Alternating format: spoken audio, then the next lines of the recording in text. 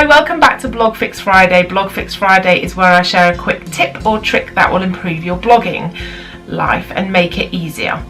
So today I am doing this video as part of Vlogmas, hence my Christmas jumper, and today I want to talk to you about how you plan, or how you can plan, your Instagram schedule a month in advance, and how you can get all of those posts on Instagram almost, or in your scheduler, ready to go out, so that you're not scrabbling around at the last minute for a picture, that you're not thinking, oh my gosh, I should have posted something today and I haven't done it yet, and get organised. Now, you might not like this. You might want to post your Instagram as instant as it can be, whack it straight up there.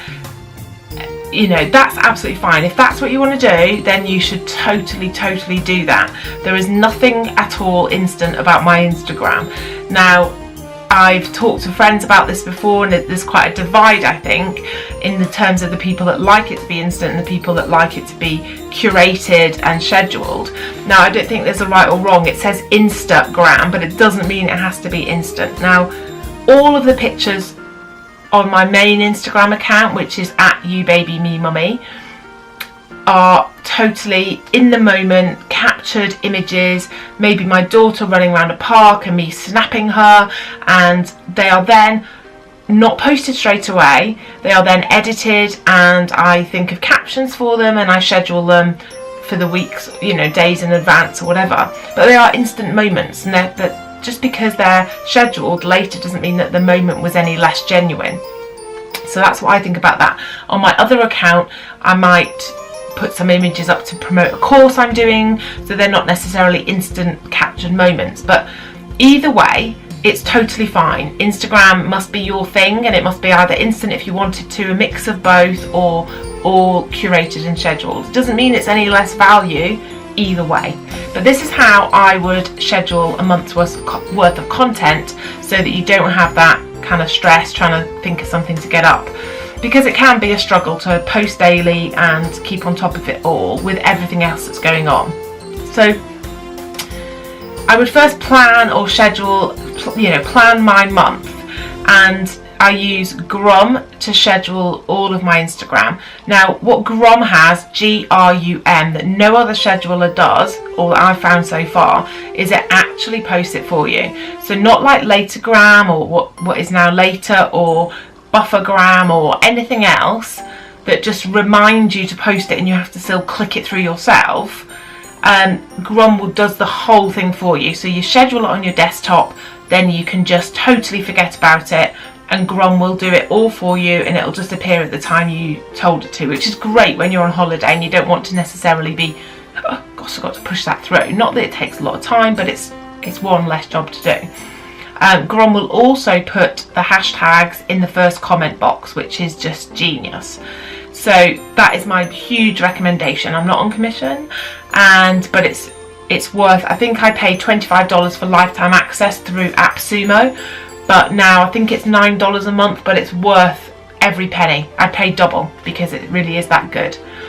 So I'd look at my whole month, and with my main Instagram, this is not as important for me, but with my smaller Instagram, which is YouBabyMeMummy blog, I would look at what I have coming up. So do I have a course launch or something? And if I do, then I might know that a couple of days before I want to put something up saying last time chance to get on this course, or this free challenge or whatever, and I can know that then I save that day for that thing. So just to plan it out, you can do it on an Excel spreadsheet, you can do it on a bit of paper, you can do it on a scheduler itself. But highlight things that you might want to highlight. So is it your kid's birthday, and you know that day is going to be the birthday picture, or maybe you want to put the day before that, you want to put, my child turns 4 tomorrow, this is the 3rd birthday picture or something. So sometimes if you're stuck for content, you can think about what would make sense in that month. So highlight things you want to promote, and then take pictures in batches. So whether you're doing promo things for brand, or you're doing promo things for your own products, or you're just doing your family pictures, there's nothing like going out. We did a photo shoot yesterday for 2 clothing brands, one for me and one for Ava, and some of those pictures will be for the clothing shoot, but some of those pictures will also be for my Instagram accounts because we took loads, so it makes sense to use them. So take pictures in batches, and then also edit them in batches. So then you can have folders in your Lightroom or just on your desktop or wherever that say, you know, park pictures, November, the whatever, and then you know that you've got that source of pictures that you can go to without even thinking, oh, where did that picture go? So I would say also, if you're doing branded ones or you're doing quotes or anything like that, I run BritMum's social media and I do lots of quotes for them. So I have a template in Canva with the watermark at the bottom, so all I have to do is change the actual text, but I know that the text is the right font, and then just pull an image off and pull an image back on again. So have that template. It's like having a Pinterest template. It's just there, and you can just, it makes it so much quicker. So when you're editing them in batches, make sure that this might, again, if you're instant, it doesn't matter really, but make your theme apparent through the filter that you use. So I change mine a little bit sometimes, but mainly they're all the same filter, so that it has a cohesion. That's really important for growing your Instagram, whatever it is, that it's cohesive, that people know that it's your picture rather than it looks like 20 different people posting on the same account. So when all of your images are edited and you've taken them all and they're all edited, then pop them all into a folder somewhere. So you can have like Instagram fodder pictures, and you can put it on your Dropbox. Then if you don't want to pay for a scheduler, then if you've got your phone, you can just then do it via the Dropbox. You know you've got a stack of images ready to go at any moment, whether you put them on daily or whether you schedule them, which is my personal preference, because we need automation in our lives to make it easier, otherwise blogging can get overwhelming.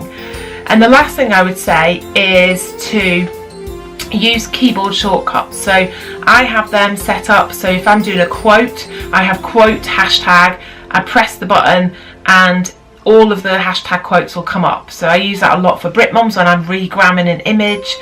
I use it a lot for my own blog, so I might just put HS on my keyboard shortcuts. All of my kiddie kind of short hashtags come up. So if something goes wrong and I've not scheduled on Grom and I need to do it at the last minute or something, then I know that whether they're in my Mac or on my phone, that those keyboard shortcuts will bring up all of my hashtags that are relevant for different bits. So you could have kid hashtag, you could have flower hashtag, and that, or day out hashtag or whatever, and it would bring up the relevant images.